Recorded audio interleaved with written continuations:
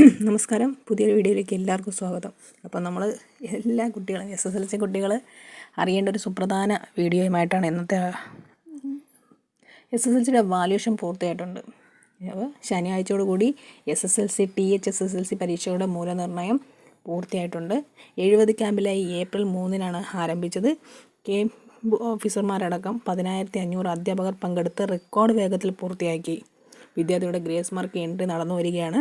തുടർ നടപടി വേഗത്തിൽ പൂർത്തിയാക്കി മെയ് ആദ്യവാരം ഫലം പ്രസിദ്ധീകരിക്കും.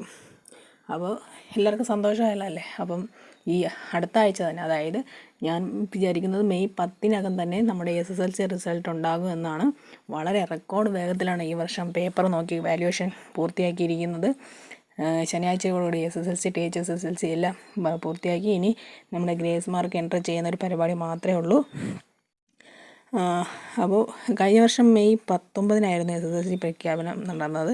ഈ വർഷം എന്തായാലും അതിനേക്കാൾ മുന്നേ മെയ് 10-കൂടി ആദ്യ വീക്കിൽ തന്നെ നമ്മുടെ SSLC റിസൾട്ട് പ്രഖ്യാപിക്കുന്നതാണ്.